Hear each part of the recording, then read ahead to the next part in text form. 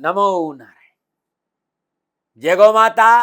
वंदे मातरम। भारती को प्रणाम और हृदय से ओम शम शनिश्चराय नमः। या देवी सर्वभूतेषु कृपा रूपेण संस्थिता नमस्तस्यै नमस्तस्यै नमस्तस्यै नमो नमः।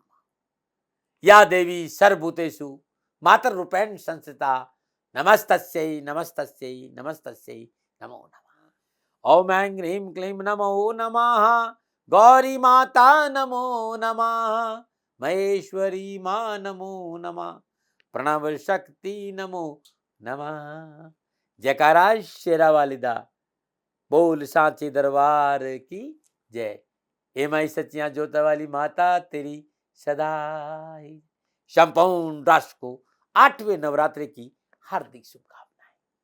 आपका जीवन खुशियों से भरा रहे, माता रानी के चरणों में मेरी प्रार्थना। मित्रों साथियों, 8वां नवरात्रा यानी मां गौरी का नवरात्रा।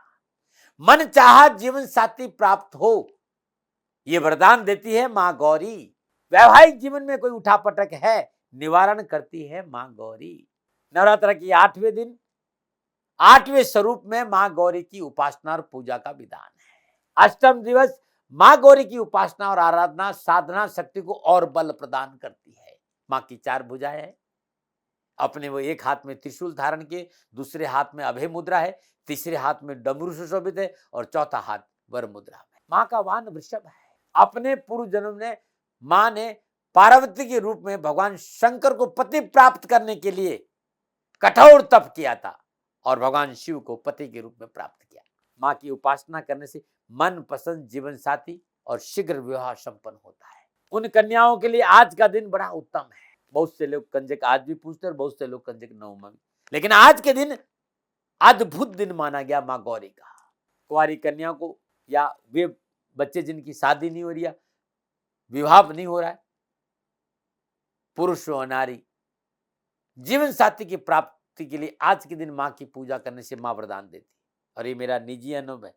अनेक लोगों पर वैवाहिक समस्याओं पर मैंने ये पूजा करवाई और मैंने देखा कि मां गौरी की पूजा अर्चना से विवाह संबंधी संपूर्ण बाधा और परेशानी से छुटकारा मिलता है। किसी के विवाह में विलंब हो रहा हो, मां गौरी भगवती की आराधना साधना से संपूर्ण मनोरथ पूर्ण होगा। अद्भुत है मां का ये स्वरूप। मां का जो ये 8वां नवरात्र ने 8वें नवरात्र ने मां गौरी का भोग बदल देगा आपका भाग्य। आपकी दाम्पत्य सुख, संतान की शादी या वैवाहिक परेशानी हो, ये भोग बदल देगा आपके भाग्य और भाग्य में आपका सुख लिखेगा। नवरात्र के 8वें दिन श्रद्धापूर्वक मां गौरी का पूजन करिए। धूप दीप नैवेद्य पुष्प अक्षत अर्पित करिए और ये पूजा प्रारंभ करिए। लगातार 40 दिन करिएगा। हर रोज प्रातःकाल नित्य कर्म स्नान उपरांत मां भगवती को नारियल का भोग लगाइए। जटा वाला नारियल छीलिए, फोड़कर मां के नारियल का भोग लगाइए। नैवेद्य के रूप में मां भगवती को नारियल का भोग लगना और उसके बाद श्रद्धानुसार या 9 नारियल किसी गरीब जरूरतमंद स्वागन महिला को दान में दीजिए, किसी ब्राह्मण को दान में देते हैं तो फिर आपके पास कष्ट नहीं रहेगा, आपकी परेशानी का निवारण हो जाएगा। ये अद्भुत है, करके देखिए। बहुत से लोगों ने कहा साहब हमारे पति पत्नी में मेल नहीं है, हम पति पत्नी एक साथ बैठ ही नहीं पा रहे, पति पत्नी को अनावश्यक तनाव रहता है, दाम्पत्य सुख में कमी रहती, बात तलाक तक पहुंच गई है, क्या उपाय करें? ये नवरात्रा के 8वें दिन का उपाय प्रातःकाल नित्य कर्म स्नान उपरांत सूर्य उदय से पहले भगवान शिव के शिवलिंग पर पंचामृत, कच्चा दूध, दही, शहद, घी और शर्करा से भगवान शिव के रुद्राध्याय का पाठ, रुद्री का पाठ करते हुए भगवान शिव के शिवलिंग पर पंचामृत से अभिषेक कर लीजिए। तत्पश्चात श्री शिवाय नमस्तुभ्यम इस मंत्र का जाप करते 108 बेलपत्र अर्पित कर दीजिए। नंदी के चरणों में 9 गुलाब के पुष्प अर्पित करिए और मां पार्वती का पूर्ण श्रृंगार सामग्री चरणों में अर्पित कर दीजिए।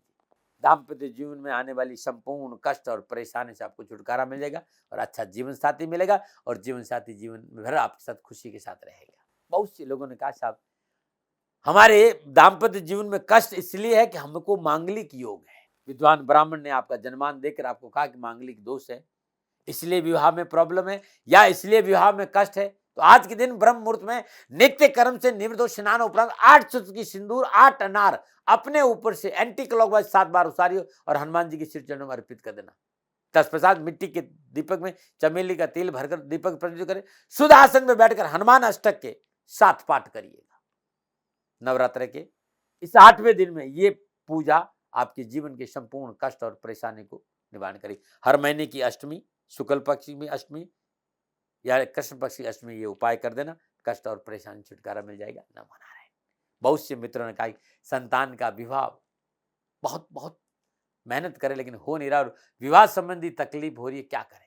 आज के दिन नवरात्र के 8वें दिन हल्दी की 9 गांठ ले लीजिए, उसे पीस लीजिए। पीसी हल्दी में से थोड़ी सी हल्दी अलग निकाल के रख दीजिए।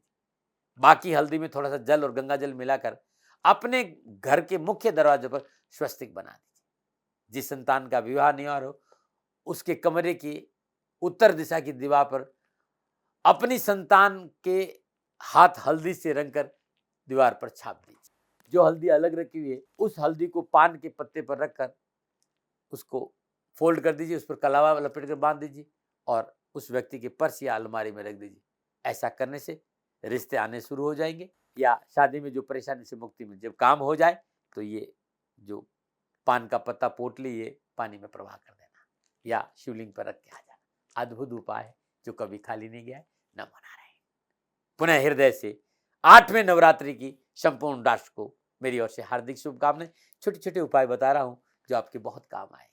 मित्रों साथियों, पुनः ये मंत्र ओम ऐं ह्रीं क्लीं नमो नमः, गौरी माता नमो नमः, महेश्वरी मां नमो नमः, प्रणव शक्ति नमो नमः।